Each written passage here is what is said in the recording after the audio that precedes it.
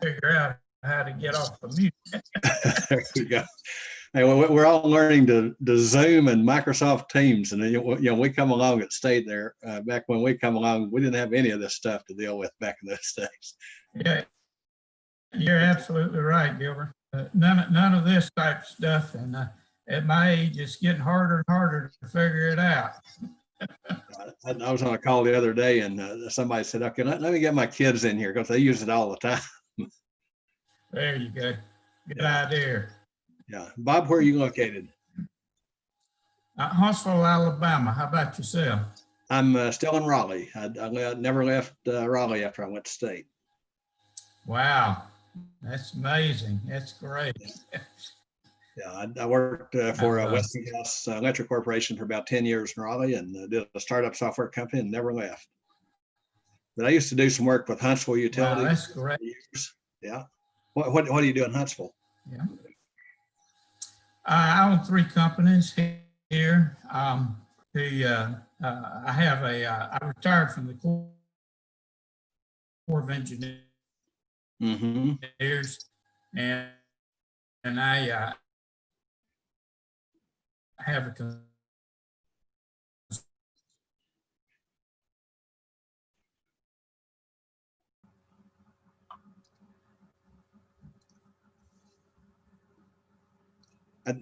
consulting business that I contractors. We've invented.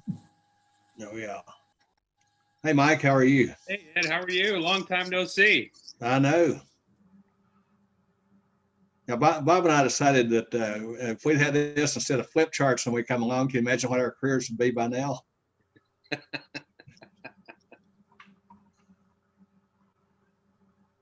This is the new world these days. That is. I'm actually down at Pine Knoll Shores at the coast, coming out here to play golf the next couple of days if this rain gets out of here. Oh wow! So still raining in Raleigh. It cleared out here so far. I think we're done. But they shut schools down early and flash flood warnings all over the place, so it was a mess. That's what I heard. Yeah. Randy, how are you today? I'm doing great. Good. Now, where do you live? I'm in Durham. Oh, okay. I'm in Raleigh, so you're not too far away. No, the rain's gone, so. Good. Gilbert, how about you and Charles? Where both you guys located? And you're on mute. Oh, you're still on mute. Yeah, here we go. Fort Mill, South Carolina. Fort Mill, yeah, near Charlotte. Yeah. Right. Good deal. Charles, how about you? You're still on mute. There you go. There we go. There we go. Wilmington, North Carolina. Wilmington. And we're having plenty of rain still. Yeah, you probably heard me. I'm up at near Atlantic Beach, Warhead City. That's it rained. I drove down from Raleigh today, and I mean it poured all the way. Oh yeah, it's been nasty here. Yeah. There's Ken. Ken, how are you? And Paul? I'm doing good. Good. Y'all excuse my appearance. I've had a couple of medical procedures in the last few weeks, and I'm lying in the bed, but I'm here. Hey, you're looking great. In the grand scheme of things. Yeah. Can't complain, can you? No, not at all. I've been there and done that. Yeah. Paul, where do you live? I'm in Raleigh. Oh, you're in Raleigh as well. I'm a real Raleighite. I like to tell people I went to the same high school that my mother went to. And which one was that? Broughton? Broughton. Yeah. Yeah, my wife was at Broughton until they split to Sanderson, and then she went to Sanderson the first year that opened. Oh, yes. Yeah. Well, she was probably there when my sister was in Broughton when they split. Yeah. Good grief, there's a cast of thousands here. We're going to throw a cocktail party before this thing's over. All right, a I party. don't know about you guys, but I got a good Cabernet to get this thing started here. So I know no reason not to, right? Oddly enough, the last one of these things I went to, one of the people there was actually drinking a glass of wine. And it turns out that I actually happened to have some grapes that I was eating. And I said, mine just haven't aged long enough. So Somebody said they were doing a meeting, and one morning I said, yeah, I could just have a coffee cup. I can just put my wine in that. Nobody ever noticed the difference. There you go. That's a good Zoom trick, Ed. I'm gonna have to try that one day.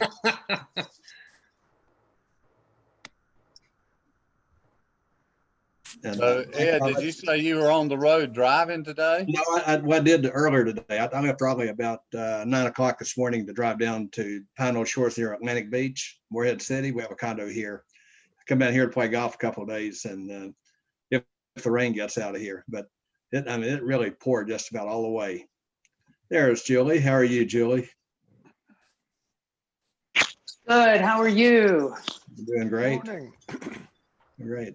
good afternoon, good evening, whatever, wherever you Somewhere are. in there. You look Yeah, like you look like it's sunny where you are, but I suspect that's a phony image in the background. Yeah, that's our new building, right? How many people know about this new building? Where is that new building? It's on Centennial next to the new library. Oh, okay. I know where that is. Okay, I see it now. I'm just Yeah. not looking at it from the right Yeah. angle. Yeah, the library's wrong side. The library's right there. Right there. Yeah, right there. Yeah, so, and there are a few people that have moved into the new building, but not a whole lot yet. Yeah. When's it supposed to be totally occupied? Will it be the spring semester or? End of December. Yeah, there's still, we are in it and we do have machines and offices in it, but fully occupied end of December. Okay. Interesting. That's great. Well, most of us grew up in the days of, the old, whether it was Broughton or whatever over on North Campus. And so when you go back over there today, of course, they modernized a lot of that stuff, from Man to Manhall to you name it, Riddick and so forth. And, I know the ones that have been over on Centennial Campus, EB1, EB2, and so forth. We always say is we come along about 2 generations too soon. Mm. Of course, maybe not either, because I told somebody I probably wouldn't stay if I had to do it again. All right, Mike, where are we on kicking this thing off here? Well, they're slowly trickling in. We Okay, just just a few more minutes here. yeah. We actually we got up to 43 RSVPs, so we're getting there. That's great. Our 43rd RSVP came in about 10 minutes ago. So You charge the same whether they show up early or late. that's right. There's no early entry fee. Very good.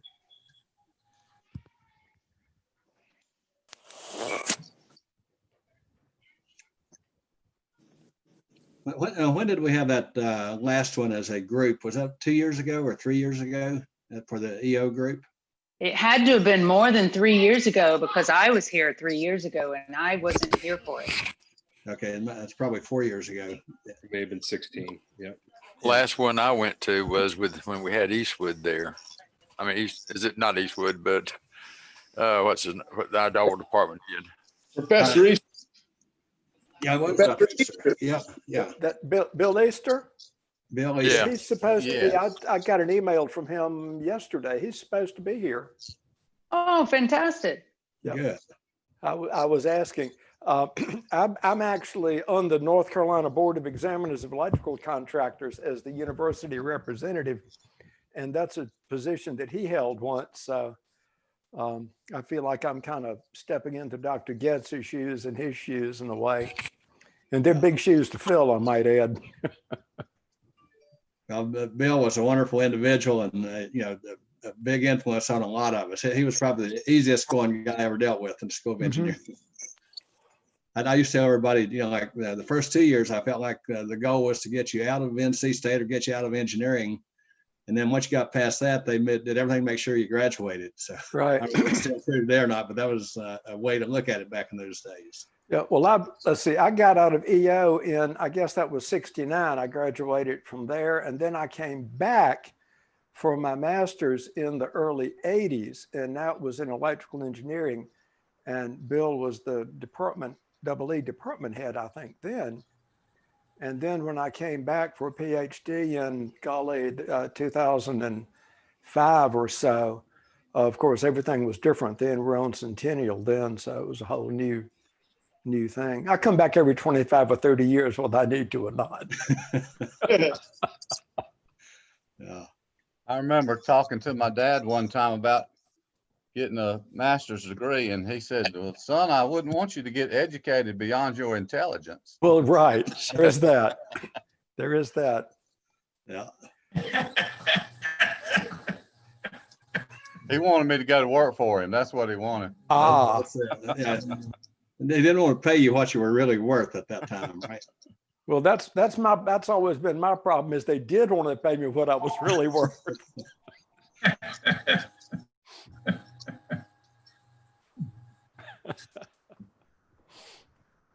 Ed, why don't you go ahead and kick it off, and you know, we can welcome folks as they come on in. I mean, we're 5 minutes in. I'm sure we'll get a few more that come on in. That's perfect. Well, thanks. And first off, I want to thank Mike for setting up this get together again. You know, we live in a different world that if you go back to the beginning of this year, we'd never dream that we'd be living in the world that we're in right now. And so we're going to talk about that just a little bit. I live in Raleigh. My wife actually grew up in Raleigh, one of the few natives, which we know in Raleigh. I have two daughters. My youngest actually went to NC State. The oldest went to Vanderbilt, but they're either in Raleigh or Greenville, North Carolina, with 4 grandkids at this point in time. I actually graduated in 1978. I worked at Westinghouse Electric Corporation while I was in school. So I kind of got on one of those extended programs to get through state, got the degree in engineering operations. But I was actually in mechanical engineering up until about my senior year. But then I needed some business and communications courses. And so I talked to Bill Easter, and he was a great guy to talk about what engineering operations would do for you. So I wound up switching over to it at that point in time. I spent about 10 years with Westinghouse. I did a meter division. I did a startup in 1980 involved in the metering business. Merged with a company called Itron in 96, was chairman in 2002, and retired out of that. So if you have a meter on your house, electricity meter, and it has Itron, that's my old company. I funded another startup company in, I guess, about 2003 called Field Base in Raleigh. And we do a lot of work in construction, electric, gas, utilities, and so forth. But we've done a bunch of work around NC State when we were building some of the buildings with the construction companies. But the last 9 months, I've actually been working with that company, building a solution to deal with the COVID pandemic. And it really has to do with getting employees back to work by a combination of declarations integrated with testing and so forth. And we built this with a company called Black & Veatch that a lot of you probably know Black & Veatch very well. And that's kind of the world that we're in right now. When I think about engineering operations, and what it did, I think it was a combination of the technical, but it was also the communications, and it was also finance background that probably gave me what I needed to get where I'm at today. I also had the pleasure of serving on the Engineering Foundation Board for about 12 years, including a couple as president, going back to Nino Massinari, who most of you probably really remember very well. Nino was a dear friend. And then this little short guy named Louis Martin Vega come along, and everybody knows Louis. We love Louis, and Louis has been fantastic to work with. And so, just wonderful experience in dealing with the board and so forth back there. And at this point in time, you talk about a great opportunity to introduce someone. I get to introduce Dr. Julie Swan. And once I tell you a little bit about her background, you'll understand why it's so exciting to have Julie involved with us at this point in time. The ones of you, I don't know how many of you have met Julie or know her, but she is the head of the, I guess the department head, and Doug Allison, Distinguished Professor of the Fitz Department of Industrial and Systems Engineering. And she's also very much involved with the Biomedical Center in Chapel Hill. And I'm not going to give her a whole bio. I'd be here for about through the whole cocktail hour here. But one thing that was very interesting is that she did work at a period of time as an advisor on the H1N1 pandemic response for the Center of Disease Control and Prevention. And when you think about what we're dealing with right now with this COVID-19 pandemic, and the work that she's done. I can't wait to hear what Julie has to say. She's a wonderful individual, but you talk about a background for the world that we're in right now. Julie, I'd love to turn it over to you and get your thoughts on this interesting world that we're living in these days. Let me get everything. I think you can hear me, right? Somebody give me a signal if you can hear me. Oh, good. Yeah, Thank you so good. much. I have actually not had the pleasure of meeting everybody on this phone. And I do hope that we'll have some time to go around and have those introductions, make sure everybody else knows who each other is too, and what you've been up to and how you've been surviving. So I've long had it on my list to connect with the EO alumni. And I do want to tell you about some exciting things going on in the department that I think are relevant for the EO group. In addition to that, I can tell you a little bit about what's going on at NC State and as well, some of the research that I have in COVID and what that looks like for the future. And feel free to stop me at any point in time, wave your hand, submit something through the chat, whatever. I'm going to try not to spend too long on any formal presentation because I really do want to have conversations, but it might give you a little bit of a sense of some things that have been happening lately. And I apologize if there's background noise on my end. Everybody has got all kinds of things going on right now, don't they?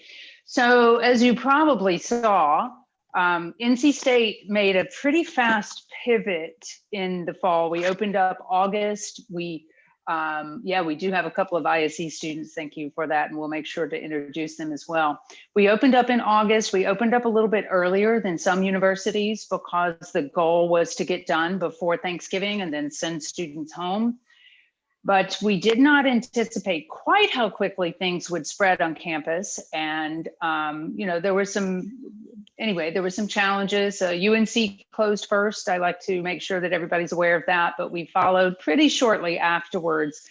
We were worried, and I say we, of course, it was not my decision, but the campus was worried that it was leading to a really fast spread on campus. So we sent a lot of students home and they continued their classes online, and but some of them also moved to apartments nearby. So there are some nearby.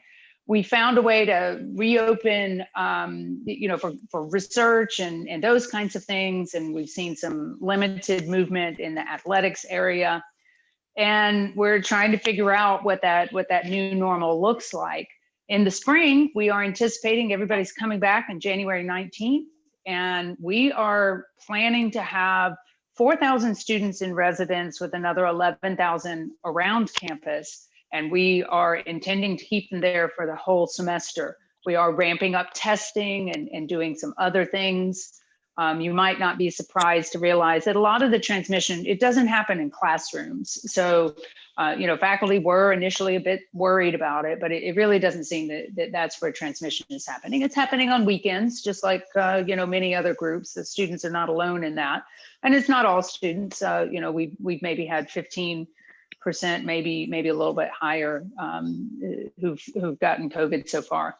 One of the interesting things NC State did this year was have a class for freshmen, for all freshmen. There were over 4,000 freshmen. So they and their family members were invited to this one class. It was all online, Wicked Problems, Wolfpack Solutions. And they brought researchers and faculty members from all different areas of the university. So from psychology and business and engineering and food safety, all around the university. And each one talked about a different aspect of COVID. And I thought it was really great to highlight the breadth of activities that have been happening at NC State. So you can go check that out. Some of that is available online, and I'm encouraging them to make more of it available.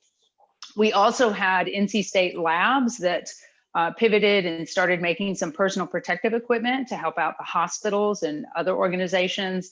The textiles group started making non-woven fabrics. It's inside N95 masks. And a lot of folks have been experts for the news. So one of the biggest ones is in the food safety area. I think he's talked to 600 different reporters or news articles that he's been featured in. I also have been speaking with reporters and the media on topics related to my time at the CDC and on vaccine distribution and response. So every once in a while I get an email or a phone call from somebody who's seen me somewhere on that kind of thing. So, and right now there are not huge numbers of people on campus. Normally I do go onto campus and I feel perfectly safe going around, of course, as we've all figured out how to get to different places. We are moving into a new building soon, and some people have already moved, and I do have a picture of it showing behind me. And it's beautiful. The labs are amazing. And I hope that we will be good stewards of it. And I hope that we'll have a grand opening of it when we can all be together in person again. One of the things that's exciting is that we took one of our master's degrees and we were able to broaden it a little bit. And it is now a master's of engineering management. And I think of people like yourselves who got a degree that has an engineering flavor as well as a management flavor.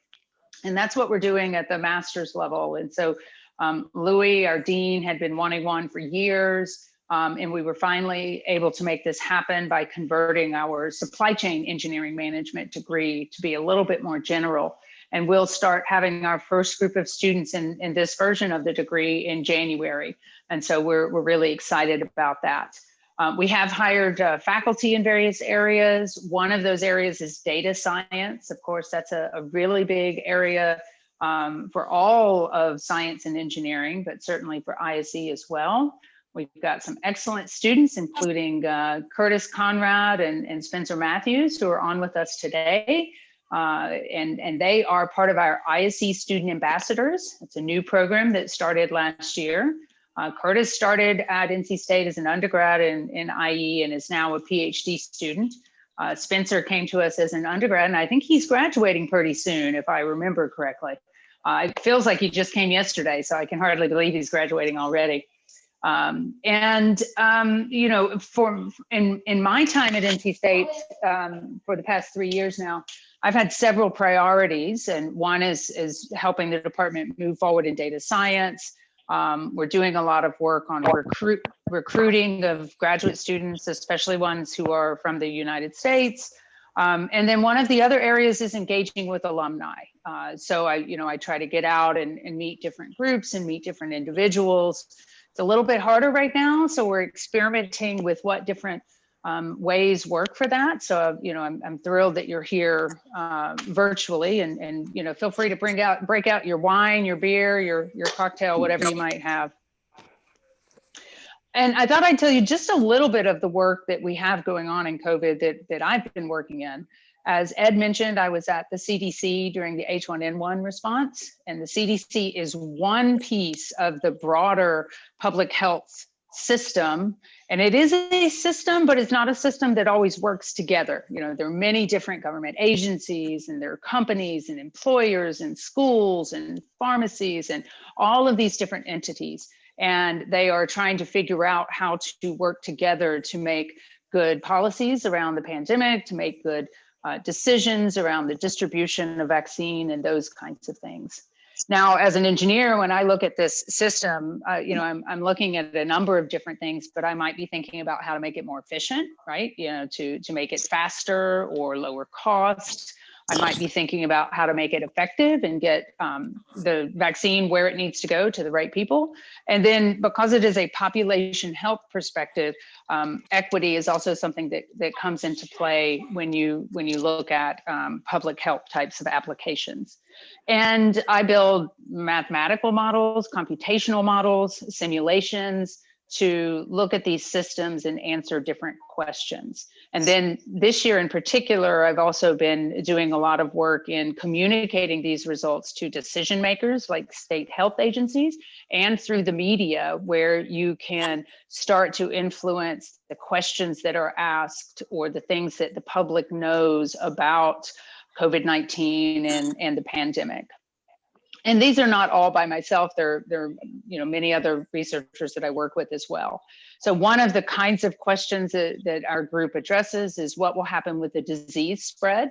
So for example, let me ask you, how many people are going to see somebody for Thanksgiving that might be outside of your current household? Anybody going to see anybody for Thanksgiving? It's probably about half of you, right? So one year we studied what happens when people leave their homes, go travel and mix with somebody else, and then go back to their homes. And you might not be surprised to realize that that can lead to the spread of any infection, influenza, COVID-19, anything. So, make sure to take precautions if you're doing that, and quarantine before and after, and have people get tests, whatever you can do to make sure that you're safe in that kind of environment. We've looked at the impacts of different interventions like masks, which in general, there's more and more evidence building on the fact that masks can do a lot. And we'll be looking at, we're now looking at scenarios with vaccine as well. The exciting news that came out from Pfizer this week with the high effectiveness level. There's a lot of discussion about prioritization of vaccines. So we're looking at things around that and helping think through different types of ideas and quantify some of these as well. There's also been a lot of awareness that COVID-19 has hit different populations. So it's certainly hit communities of color, Blacks, Hispanics, and Native Americans. It also has differences sometimes in urban and rural areas. So we look at those kinds of things. And we are certainly looking at the vaccine distribution and the uptake of the vaccine, including the Pfizer, which has some specialty needs in the supply chain on the cold part and how cold it needs to be. And also looking at public-private partnerships. So roles that companies can play in this overall movement to address the pandemic and get the vaccine out as well. I've got other faculty that are working on other topics like medical surge and looking at how hospitals are preparing for and responding to these additional demands. Another group is looking at student wellness and surveying students. And our partners at UNC are interviewing a lot of decision makers in this complex public health system. Next week, we start working with the Centers for Disease Control and Prevention and the Council for State and Territorial Epidemiologists. So it's epidemiologists from all over the country.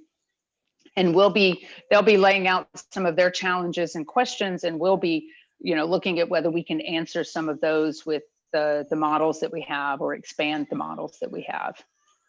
And so that's all I wanted to do in terms of formal slides, but I would love to take any questions that you might have about the department, about NC State, about any kind of topic.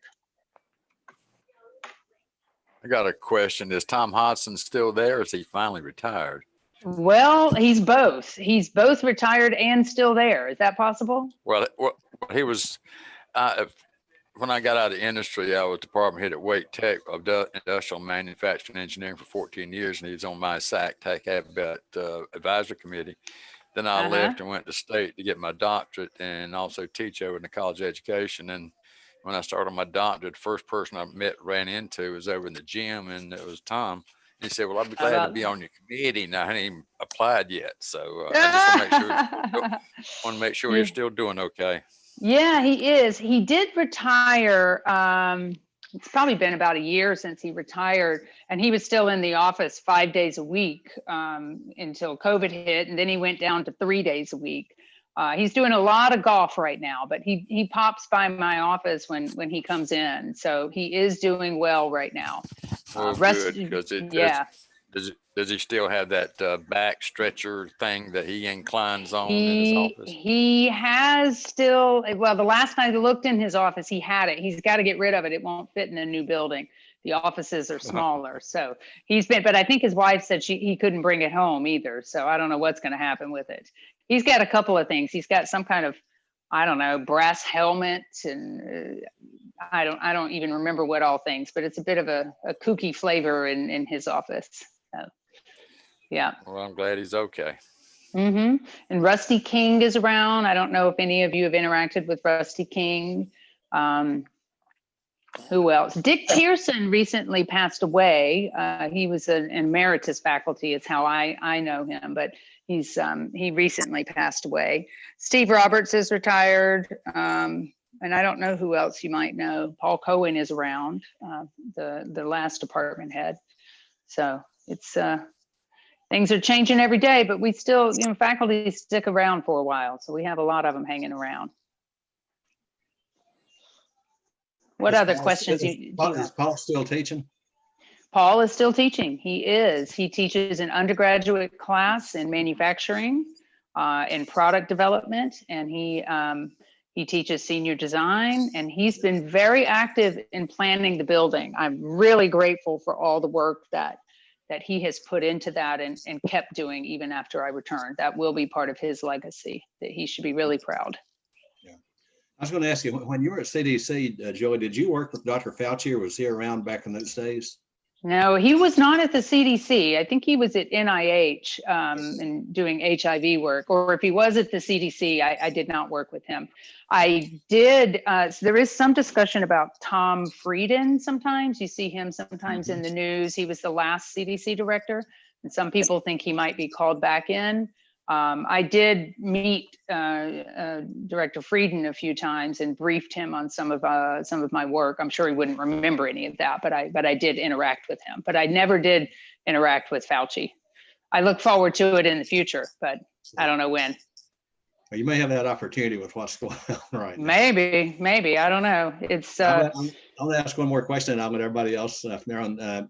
Nancy Albritton, how is Nancy doing? And I know she's probably buried right now as well. How do you work? Well, with her yeah, I love Nancy. Nancy was the department head of biomedical engineering, and I believe she was trained as a chemist and medical doctor who came from the UNC side of that department. She went on to be dean at University of Washington out in Seattle. So she left us, I think it was last December that she left. And then not very long after that, COVID hit in Washington. The state of Washington was pretty early on that, but I think that she has managed things well. And she's a great multitasker. I don't know how she gets everything done that she gets done. I think she's started 6 companies in her history. So really a lot of them. Yeah, I thoroughly enjoyed working with her. Mm-hmm. Yeah, she was great. I miss her sometimes, but there's an interim department head. I like him too, but yeah, I really liked Nancy. I think that leaves me as the last woman standing as female department head right now that Nancy's gone, but there's some associate deans around and some deans of other colleges. Mm-hmm. Other questions from the group about the department, the university? Could I ask how many students are enrolled at NC State now, and how many are enrolled in engineering, and what's the largest engineering group? Mm-hmm. Great question. Let's see. The number at NC State is somewhere around 34,000 total. How many do you think it was when you were there? Anybody remember? 15,000? I don't know. When I first started, it was about 8,000. Ooh, yeah. When I first started, there weren't very many, and there were, I think, about 100 girls on campus, and I ended up marrying one of them. Yeah, you got one, huh? Yep. Competitive. I bet it was. There was Yeah, a lot so- of competition, man. There was Mhm. indeed. Mm-hmm. So 34,000 total. Hearing has about 6,000. Does that sound right? Somebody else, Curtis, because I think there are about 1,400 new students. So that would be 6,000 undergrads. So it's got to be a little bit bigger than that. The biggest engineering department, faculty-wise, is probably electrical. Student-wise, depends on if you're looking at just undergrad students. So it would be either electrical, mechanical, or computer science, I think. Mike, do you know any differently, or Curtis? I think it's mechanical and aerospace right now. They just surpassed ECE, I think, last year. I think that's the largest. Both undergrad and grad, or just undergrad? Undergrad for sure. Graduate, I don't think MAE is the biggest. I think No, I don't think in graduate. I think computer science. I would say. Sorry. Yeah. So, but in ISE, if you think about the size of ISE, we've got, she'll be quieter if she's not over there by the window. We've got, yeah, there we go. Smile for the camera, girl. Mug for him, ham it up. She's a little bit wet today. She's been out in the rain. We've got about just over 300 undergraduates and 200 graduate students. So we've got about 500 students. We've got about 25 faculty, tenure track faculty, and then some others in other categories. Then we also have the two centers. There's the Ergonomics Center and the CAML, the Center for Additive Manufacturing and Logistics. So those are affiliated with the department. And we've got several different degrees. So we've got the IE degree. The furniture degree was retired back in the 1990s. We're affiliated with the Operations Research Program and the MC Integrated Manufacturing Systems Program. And then this new degree, Engineering Management, plus the PhD. We've got a joint degree with the MBA program, the Poole College of Management. So that's out there too. So lots of, and we've got some online students. We don't have huge numbers of full-time online students, but some. Of course, everybody's online right now, but that's different. Julie, it's so great to hear about what's happening with systems engineering at NC State. This is Robert Hungate up in the Washington, D.C. area. When I was there, it was either industrial engineering or engineering operations, and they didn't really understand systems engineering. And at that time, the University of Tennessee was getting into something called value engineering, VE. That was kind of a tangent off of IE. But in the area I work in, I'm a contractor for the federal government up here, and I spent 10 years with the Border Patrol.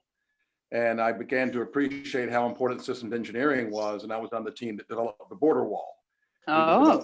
The border wall down in Tucson, and we use system engineering life cycle, starting at operational requirements and transferring those into functional requirements. And it's just exciting to hear about what's going on at the university and how much it's adapted over time.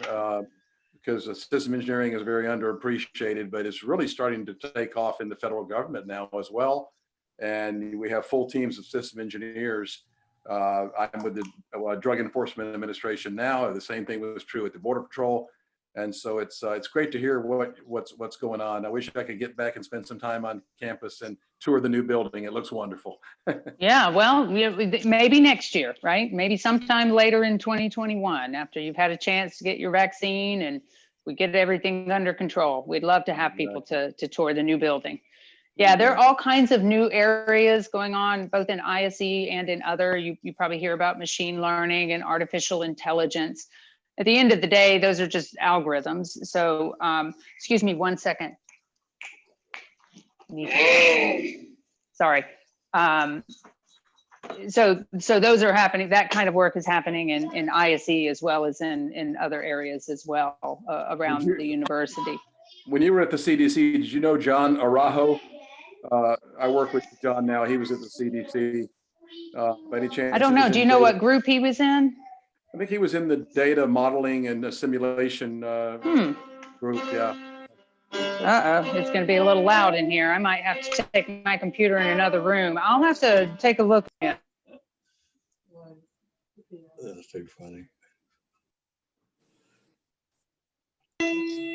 Can we hear from the students a little bit? And then if you still have questions, you can keep asking me. But Ed, what do you think about that?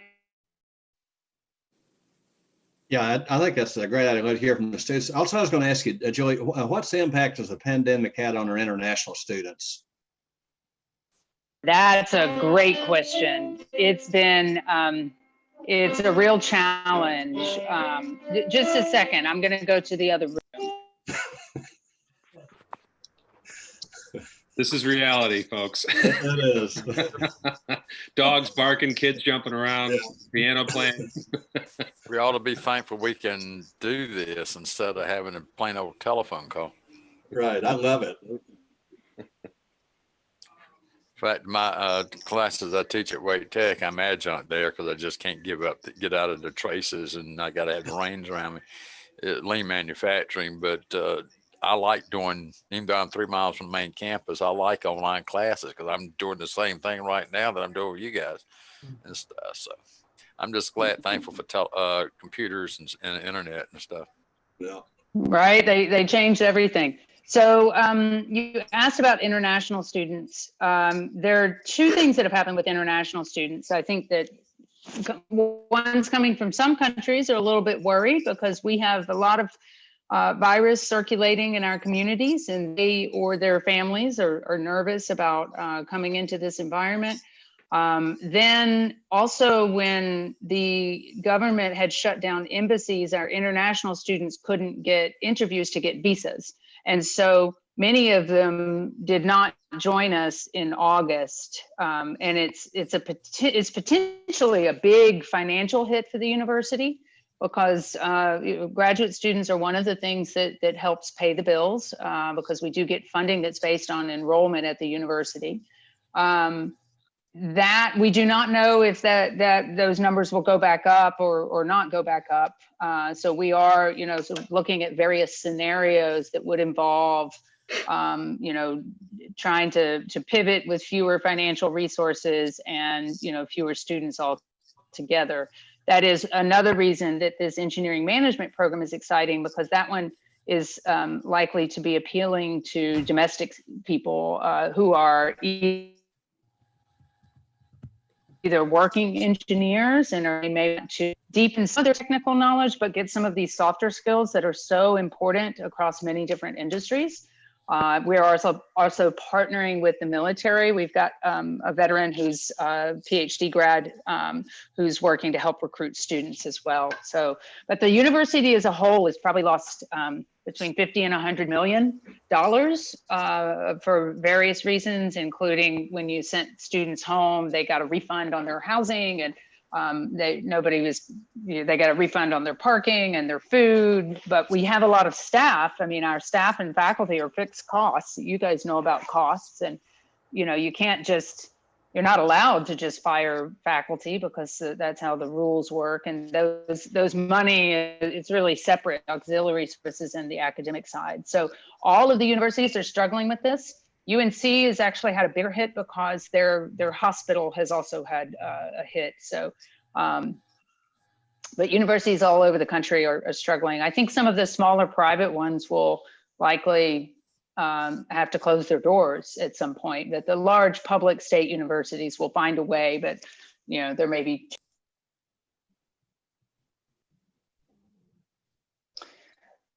So Curtis, do you want to start? Tell them just a little bit about yourself, and then tell them a little bit about your experience the last few months and what you think of everything that's been going on. Yeah, thank you, Dr. Swan. So as she said earlier, I came to NC State as an undergrad. It was my first and only choice. I was raised here in Raleigh, had time to interact with the university through various camps and things like that. And when it came time to apply, I knew this was the only place I was coming. And then I wasn't totally sure what engineering I was gonna end up in. And our director of undergrad programs at the time gave a presentation to undecided engineers. And I quickly realized industrial and systems engineering is the place for me to be. I love efficiency and making things better, and so that was a no-brainer. I haven't regretted my choice for 1 minute.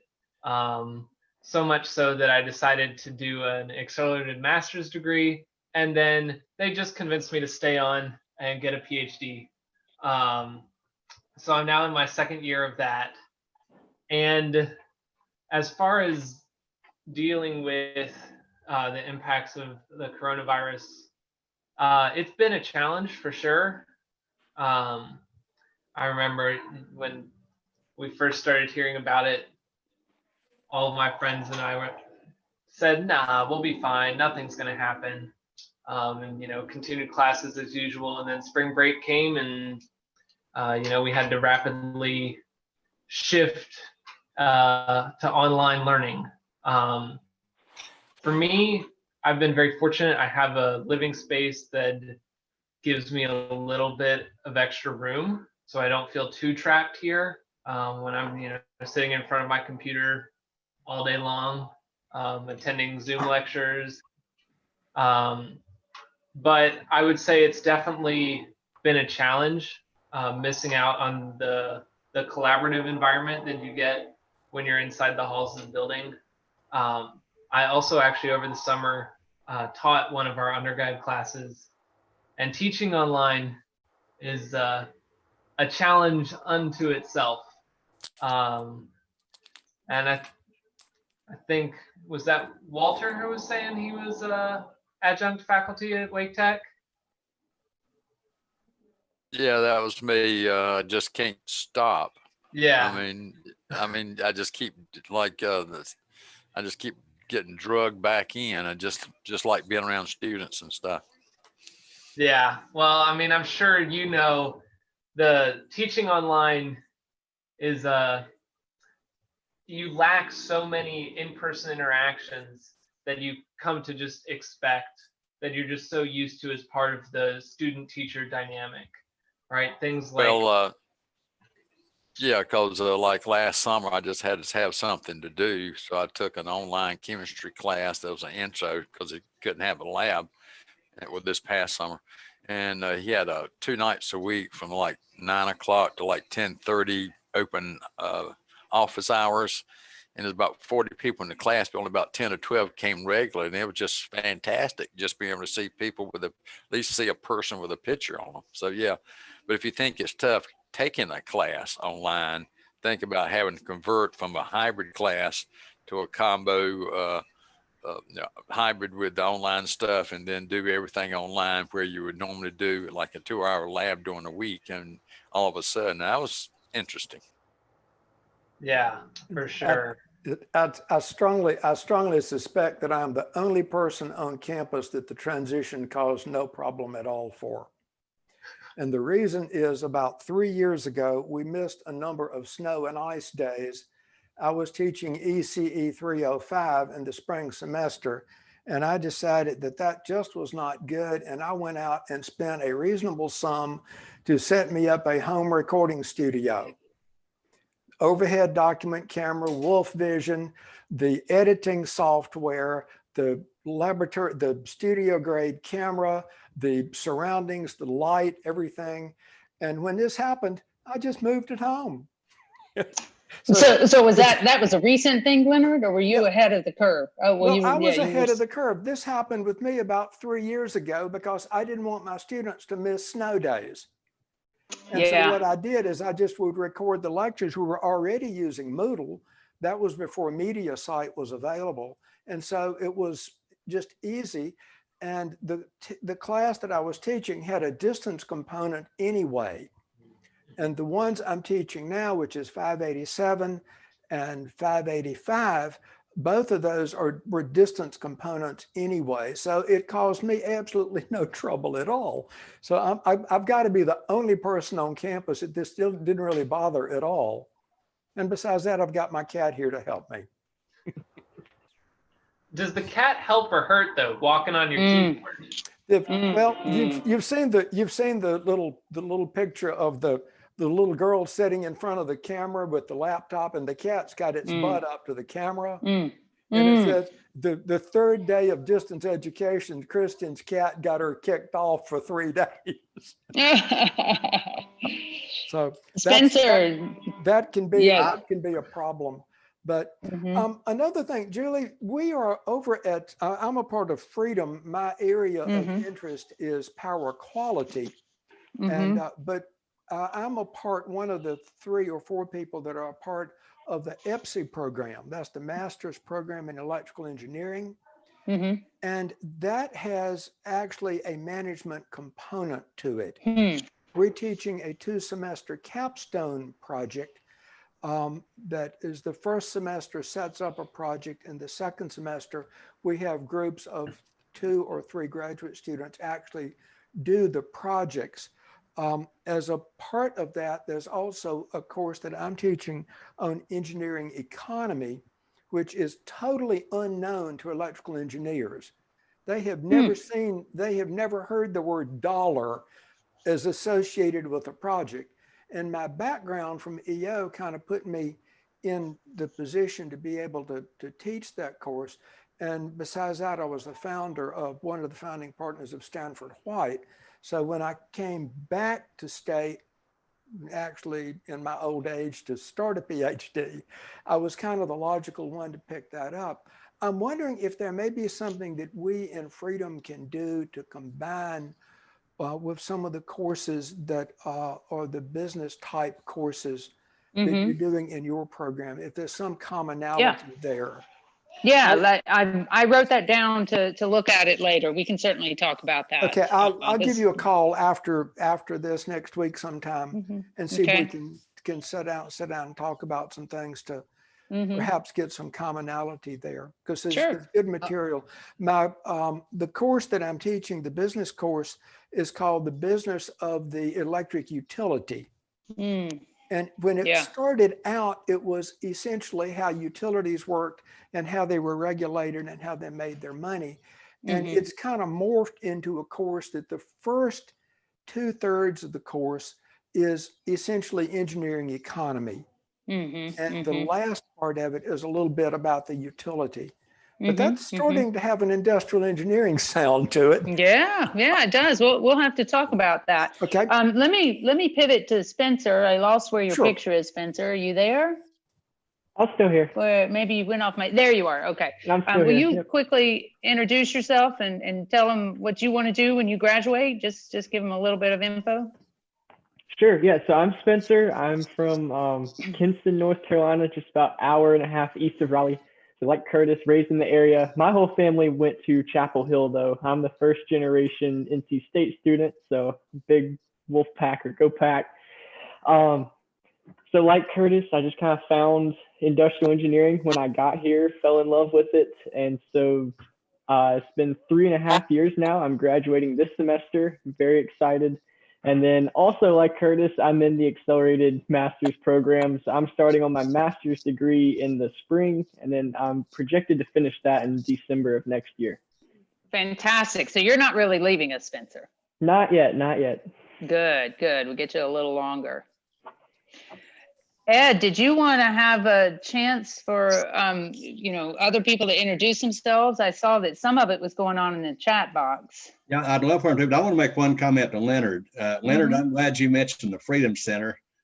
You and I may have crossed paths along the way. I was involved going back when Alex Wong was the director of it. And actually Mark Johnson was there before he went to DC, and Helio. So I did a lot of work in recruiting members into the Freedom Center. And I was also involved in starting the Research Triangle Clean Tech Cluster, and was their board chair for 5 years. The Freedom Center was one of our members. And then I spoke at a couple of years, when I was at the NSF come down for the annual reviews. Right. And so Alex would have, or Louis would have me come in and speak on behalf of the economic impact of what the Freedom and the Clean Tech Cluster has done in the, obviously in this area here. But my background is utilities as well. So, yeah. So you and I have to catch up, and we'll follow up outside of here on that and have a good glass of wine and talk about more.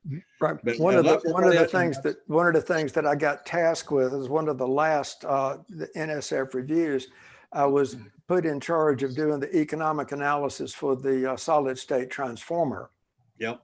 Yeah. And I worked for Westinghouse for 10 years. That's where I started my career. So, but I'd love to have other people. One thing I've been doing with a lot of these things is I have on another software company, and we do these Zoom meetings. And so what I've found the most interesting thing was have people talk about things that don't have anything to do with work.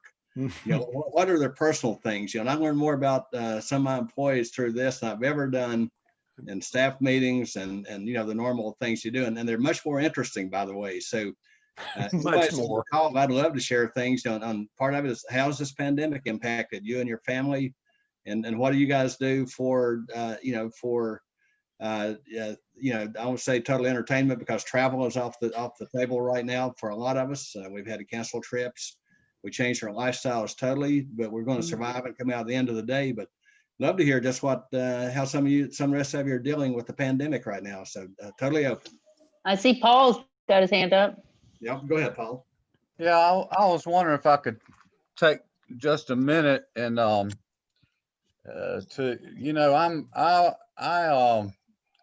went into business.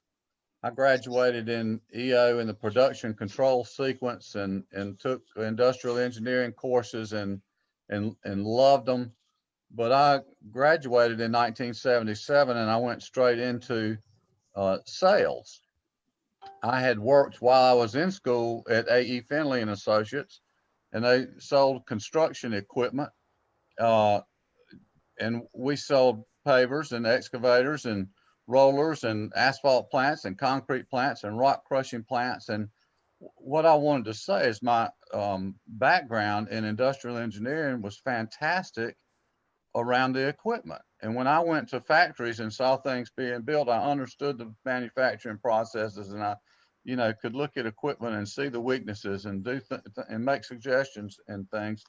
And I don't know if it's maybe in the business school today. I remember, one course I took, course on the technical writing, and I still, as I sent emails and letters and things, I was a vice president at A.E. Finley and Associates, and then they were bought up by another company, and I moved around a little bit into my career. I'm retired now, but I still prefer the English language with whole words and not a whole lot of abbreviations and everything, and the writing courses and being able to communicate, with everybody, not just my own little language, was so important to me. And there's such a need for that in the business world today. And I don't know if that's a function of the engineering school, if it's a function of the business school having a more technical lean to it somewhere or what, but I am very grateful for the education that I got. And, being able to, heck, I sold equipment when they paid $440 all the way around Raleigh. And then I sold equipment when they paid $540 around half of Raleigh, and everything in between, and business was great because this area has grown so much.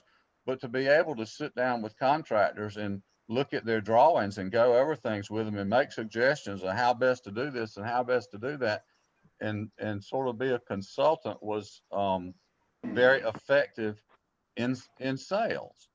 And I don't know where that education is, but I just wanted to make that point that the engineering education for me was very, very productive. It made my sales career much more productive. And it was a wonderful mix, and I absolutely loved it. And I appreciate the opportunity to be with you guys and just say hello tonight. So thank you. And Paul, Thank thanks you, for Paul. sharing that. Like Ed, I was in mechanical engineering up to my junior year, and I remember sitting in thermodynamics and thinking, how am I ever going to use this when I get out? My father was vice president of Air Conditioning Corporation in Greensboro, and he had me working there in the summers back with real sheet metal and angle iron and real manufacturing processes, and I knew I wanted to do that. And I went to talk to Bill Easter. Bill Easter sat in his office, and he said, well, we do have another program that would be possibly something for you to consider. It's a broad study of engineering fundamentals. It's called engineering operations. And I said, tell me about it. He says, well, it is real world based, and it's manufacturing based, process based, and it's kind of like a close cousin to industrial engineering. I said, this sounds very good, but I was a little tentative about going into that, looking without. But I have to say, though, that it is so common sense and so real world oriented. I remember taking an operations research course, and the guy that taught it actually had started a business. He said, first thing I want to tell you is I'm not coming from the standpoint of theory. I came here to teach after building a business. I know what it's like out in the real world. So I'm going to tell you what makes a business successful or fail. And I think that's the biggest thing, is that broad study of fundamentals based on process flow, efficiencies, and we used to call it the motion and time study, Thurblings and all of that. And I thought, well, this is something that really is probably going to be applicable to the real world manufacturing. Now, we've lost a lot of the manufacturing base in the US, but I got in when it was still strong in 1980. And it has never failed me. Best decision I made.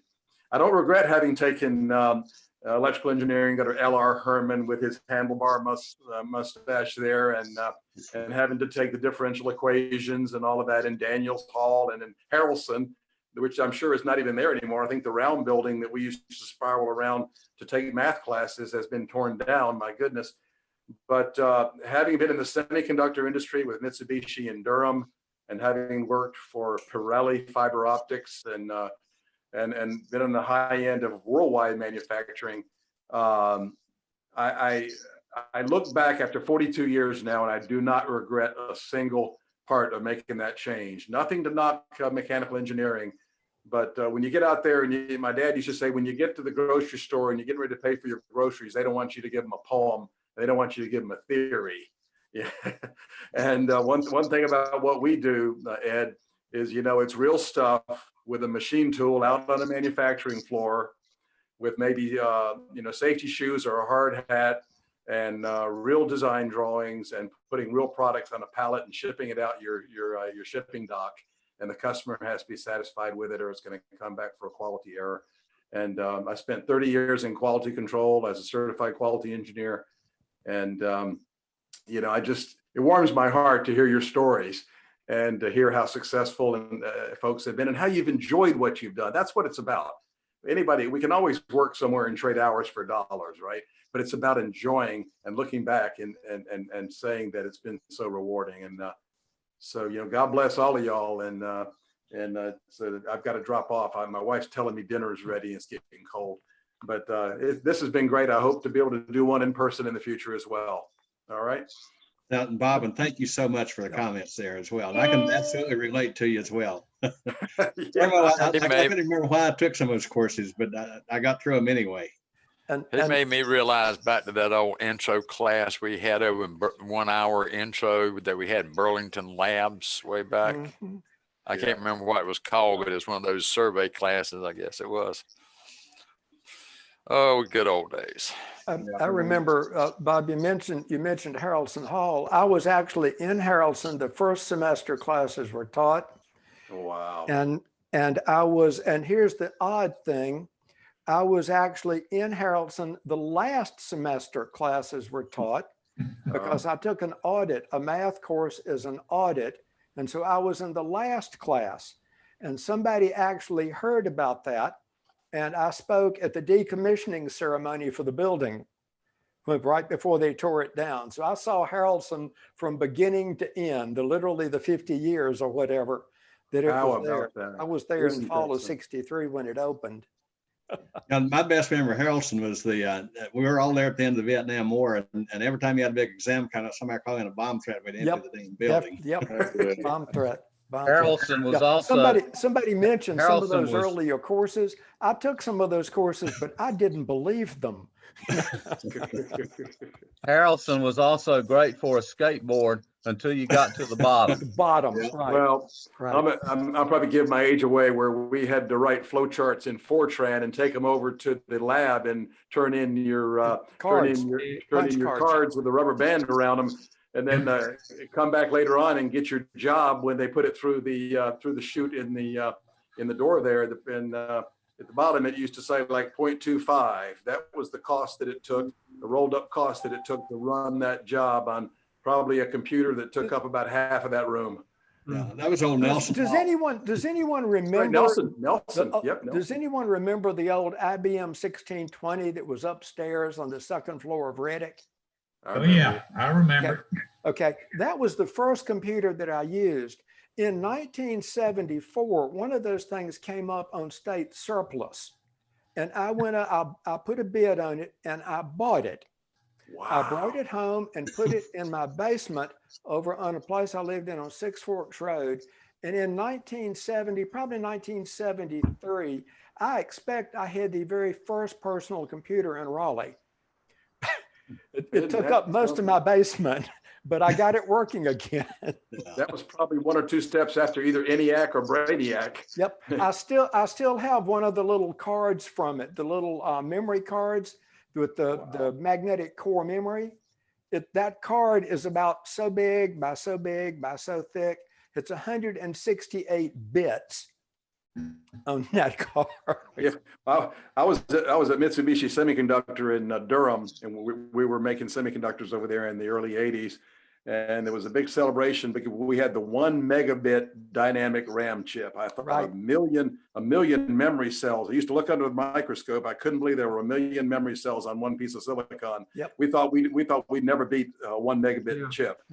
And Any of you ever learned the fact that on those punch cards, if you punched all the holes out and put it in somebody else's deck, that it would shoot all the paper out? Does anybody remember a fellow named Rodney Wines that worked over in Nelson in the computer center? I don't. Okay, just wondering. I'm in touch with Rodney now. He's been living in Paris for about 20 years, living the good life over there. So just thought I'd ask. All this talking about the old days made me think when I started at State in '69, we were still using a slide rule. And I wonder if there's anybody in the group that has actually ever used a slide rule before. I have one in my office right now. that's a memory. Oh, hey, great. And, you know, Curtis and Spencer have no idea what we're even talking about, you know, so. Well, I had to teach in the class and I used a video in class that showed slide rules. This was MIT. They were trying to figure out what kind of scale you read because they didn't know what the heck it was. These are students at MIT. Mhm. So yeah, it goes back. I still have mine, by the way. I mean, Everybody was using that till TI. V-17, the V-17 bomber and the V-24.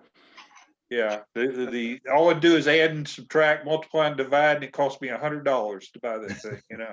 And our fathers went blind on that thing, you know. Yeah, my wife told me one of the HP calculators had all the trig functions and log functions on it, and I thought I'd gone to heaven at that point in time instead of using the slide rule on it. But they were about $300, which is a lot of money That back was then. a lot of money back then. You're absolutely right. There's no doubt. Hey, Leonard. Blow my brain, $139, and it only did trig functions and add, subtract, multiply, and divide. Wonderful. Joey, how about when you go, Joey, where did you go to undergrad, and how have you seen things change technology-wise, impacting students relative to when you come along? Does anybody recognize that? Everybody's so far advanced today compared to where we all started, because we didn't have advanced, we didn't have internet, we didn't do any of that stuff back in those days. Right. I did my undergrad at Georgia Tech in Atlanta. And in many ways, I think of them as similar institutions because they're large state universities focused on STEM. But NC State is broader. It has the vet school, the ag, the education, some of those kinds of things. I remember we had one of those big calculators that somebody held up a minute ago. And that was a big deal when those were out. I've seen the computer programming has changed a lot. You mentioned Fortran, and there was Pascal, and there was C and Java, and now students are using Python. So it's an open source. It's basically just a programming language like the others, but it's open source. And Curtis could tell you we've also used Visual Basic for students who like to do add-ons to Excel. I think over time, all of us have gotten a little bit worse at doing math in our heads because we do have computers and calculators and all kinds of things like that, right? But I do still think it's useful to be able to kind of think about whatever that problem might be, and sometimes that involves some math in the head. But there are still programming languages, and it's really important for the students to learn how to do those because there are data sets that you can't open up in Excel. I mean, you just can't open them. And so if I have a student who doesn't have any of those programming skills, they might be stuck on a particular problem. Yeah. So, anybody recognize that? It's not a Turing machine, is it? It's a Curta calculator. Ah. You turn the crank and it will add, subtract, multiply, and divide to 8 places. I thought it said he made a mixed drink out of, Leonard, what I was looking for with it. I got one of these things long ago and far away when I was involved in sports car rallies. And it was the instrument of choice to use, but it turned out that it would give you a numeric answer that was a little better than a slide rule with the number of turns of the crank. So old tools. Yeah. Fortran was my first language, not English.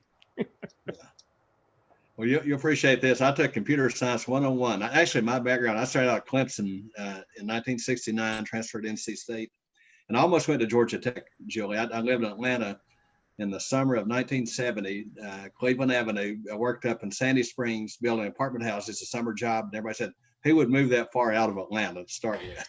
Now it's Midtown. And I almost went to Tech, but I decided I didn't want to pay out-of-state tuition, which wasn't very much back then, so I transferred to state. And, it's just amazing. In mechanical engineering, I took computer science 101, and a friend of mine in chemical engineering wrote all these little simple Fortran programs for me, or I probably would have flunked it. And then I wound up starting a pretty successful software company, which no one would ever believe back in those days.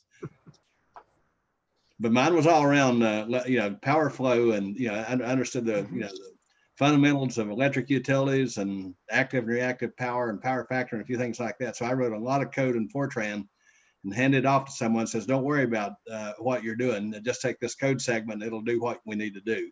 Because I was involved in the metering end of it there. Mm-hmm.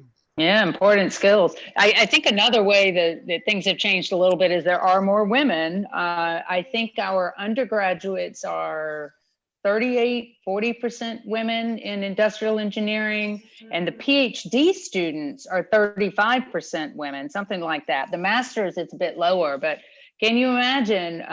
What did you say? You had 1 out of 100 or something like that? Very, very different numbers than what we have now. Yep. And we do get people from all over the world, even for undergrad, although, we do have more than 80% of our undergrads come from North Carolina, but we do get folks from all over the country and all over the world. And study abroad has been a big thing for students, when they get to travel and work or take classes in another country. We haven't done it this year, of course, but it's been an important experience. My freshman class was 25% female, and it was the largest in the history of the university. And when I graduated in 1977, the entire school was almost 30% female. So it's quite a change. That was a lot of change in those years. Anybody else marry a state grad? There was one of you who did. I forget who it was. Oh yeah, Paul, Guilty. Leonard. Yep. Maybe somebody else went over to, what's that one down the street, Mike? Not Peace. The other one starts with Meredith. Meredith. And St. Mary's. Yeah. St. Mary's is just around. I can walk to St. Mary's. It's behind my house. Yeah, I was Now it's high school. I think half my fraternity brothers married girls from Meredith. Ah, which fraternity? Which fraternity were you guys in? Pi Kappa Phi. PKP. What about? Is that the same one with Ralph Edwards? I'm trying to remember. I don't think so. EO Farrell. In fact, I'm sorry I'm going to get EO to join us. EO's engineering operations major as well, and he ran the distribution part for Duke Energy, and he's been very engaged with us. I should have reached out to him. I meant to. And he was an old fraternity brother. A guy named F. Dewey Klein was tall number one, our first fraternity brother at the PKP house. And of course, the fraternity life, Greek life right now is upside down, as you know, with the pandemic and everything going on. Yeah, that's where a lot of that was ground zero for a lot of the cases. Not all of the houses, some houses ended up with 70 to 100% infected, and some ended up with 0. So it wasn't everywhere. Mm-hmm. This is Robert. I have a question for. I'm going to have to check off. It's been nice talking to everybody. Julie, I will get in touch with you sometime later on this week, and we'll chat over some of the freedom stuff. You guys be safe out there. All right, Leonard, thank you so much. Thanks for joining us. Appreciate your comments. See you next time. All righty. Cheers. That was somebody, was that Robert Metz who was trying to speak? This is Bob Metz, and I'm a 67 graduate, probably one of the first class or second.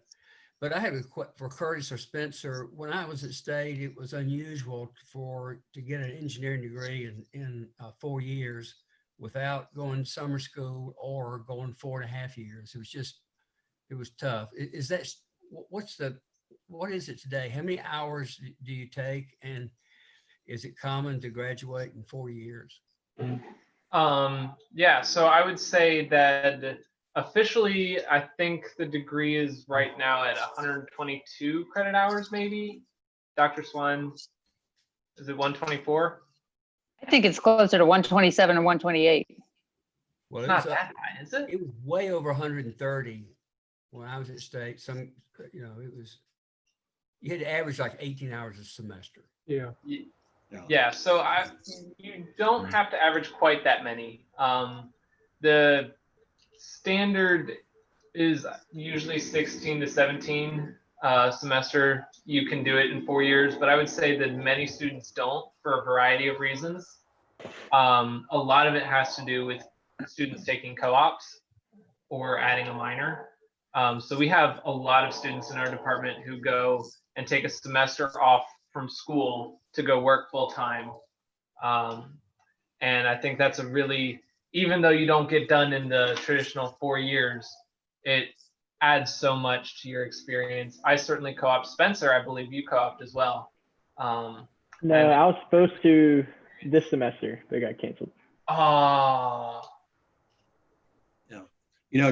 Another thing to think about, when we come along, we didn't have AP classes, or not very many. And so, you go in today as a freshman, you're almost a second semester freshman the day you walk in the door. And that, at least where I grew up in Western North Carolina, and we didn't have any AP classes back in those days. We had called college prep, but nothing counted as credits towards college. See, I was kind of in that boat with the AP classes.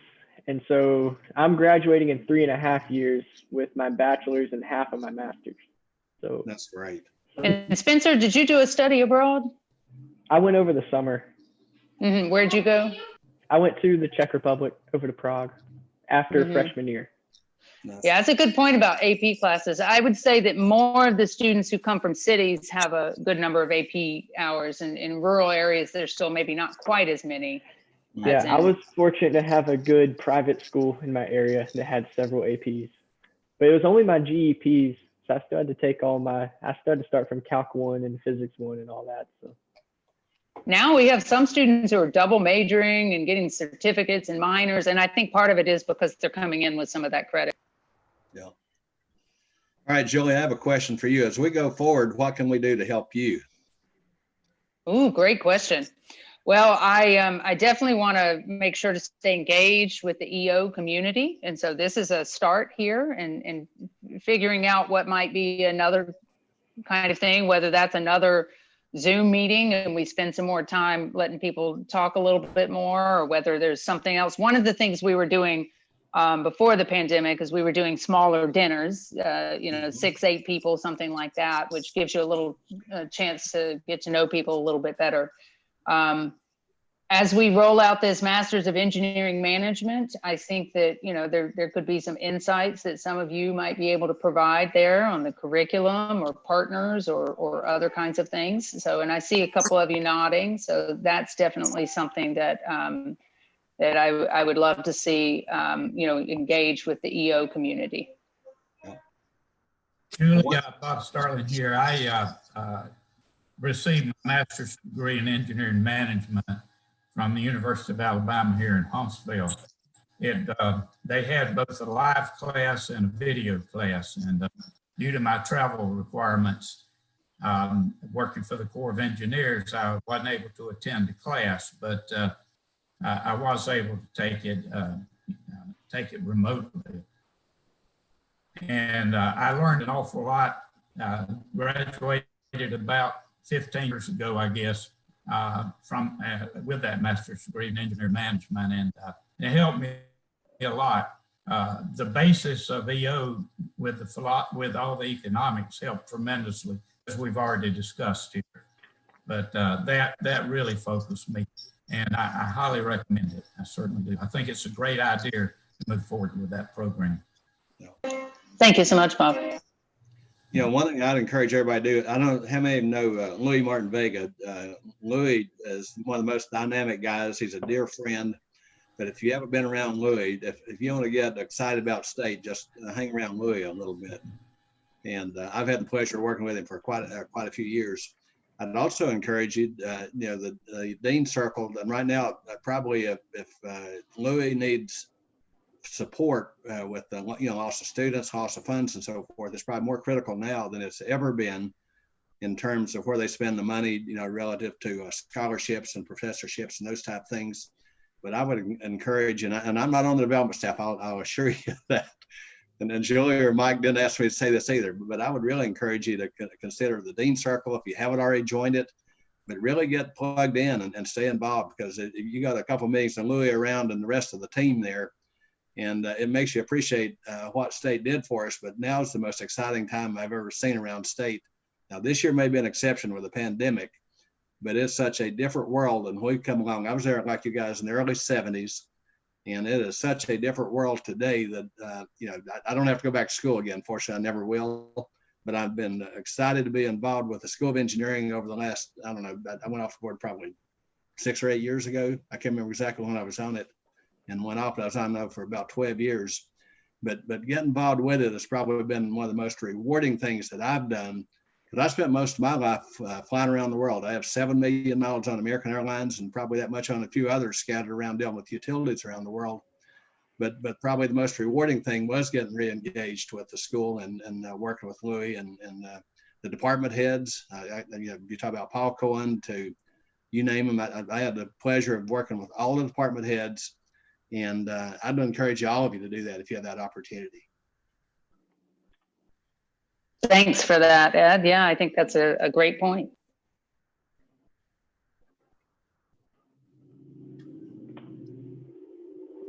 And been mindful of everybody's time. We can keep the meeting going as long as everybody wants to, but Julie, I want to personally thank you for taking your time to join up with us. And the next time, I would start out with your puppy or your cat, because that's the personal side of it. I love it. That's good, right? Yeah, there's you know, there's a puppy and there are a couple of kids running around, and that's it. Paul showed off his, and somebody else had one. I forgot who it was. Yeah, but I want to thank everybody that joined us today. Spencer, who else did we lose on here? The other student we had. I really appreciate you guys taking the time as well, and I hope we can do this again next year and do it in person. I grew up in the old school. I grew up doing business with a handshake, looking across the table, look somebody in the eye, and I think we kind of missed that obviously this year. And so there's Curtis. He's the one that joined us here. So I wish you guys the absolute best, and so let's see if we can do something next year. Maybe do it in person, and have a theme of some form or fashion. We'll tell Mike to bring the wine. But I had a dear friend named Ben Hughes that a lot of you know. And so when I was involved with the board, the first few years I was the social chairman. So the first thing I did, I said, okay, I joined, and we had guys like John McCarter and Frank Culbertson, some of you may know. And they traveled a long ways to get there. And so I won Northridge Country Club. I said, I think I played golf with about 2 of them the first time we ever got together. And then I started hosting a golf outing on every board meeting. And I said, you talk about some wonderful people, and you want to get to know them just outside of those board meetings there. And so I remember we did a couple of retreats. We did one, I hosted one down in Pinehurst one time at the Country Club, North Carolina. And old Ben shows up with about 4 bottles of wine. And I don't know if it was his budget or what, but I bought a couple of cases and of good wines. And then we had probably the best retreat that we ever had down there. But seriously, there's some unbelievable people involved. And to me, there's nothing more rewarding than to get to know them more than just walk into a meeting or doing a Zoom call. And so I look forward to getting to know all of you as we go forward over the next few years here. And Mike, thank you again for getting us organized. Julie, thank you for your time with it, and for all of you participating. Mm-hmm.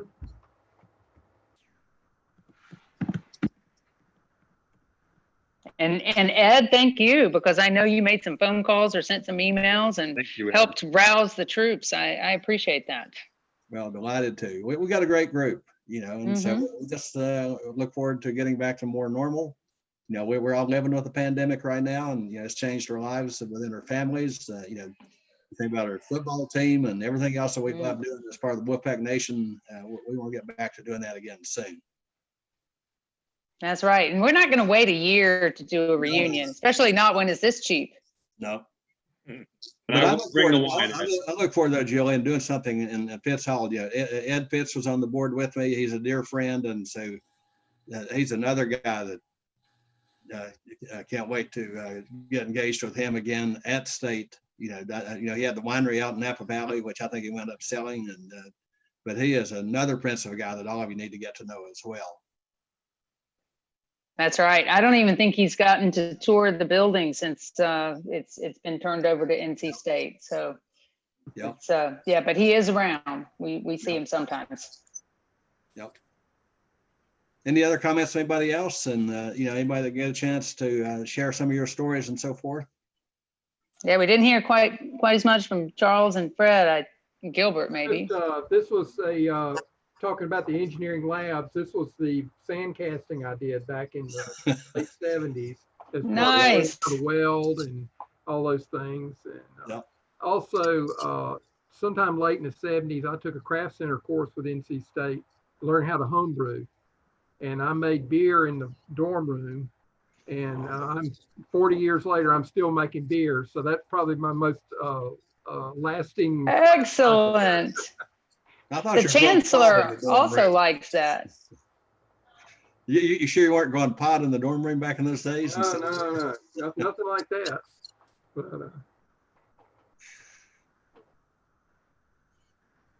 anyway. Who else? Anybody else got any comments before we give you some time back here and let you go enjoy the rest of the evening? This is my first re-engagement with the community in a long time. I've enjoyed it. Thanks for coming, Fred. Does everybody get our magazine? You should have gotten our magazine recently. Anybody not on the list? It's a great publication. It really is. If you're not, make sure. And the other thing, you know, when I come along, we spend a lot of time talking about our alumni base. We had probably 65,000 active alumni, and we probably touched, what, 1 or 2% of them, Mike? And of course, back in those days, we didn't have emails, and you know, once you moved a couple of times, you lost contact with things. And today, it's so much easier to keep track of everyone and stay engaged with them. So we are in a very different world today than we were the group that's primarily on the call today, you know, except for Curtis and Spencer. But you know, it is really nice to stay engaged and stay updated on what's going on.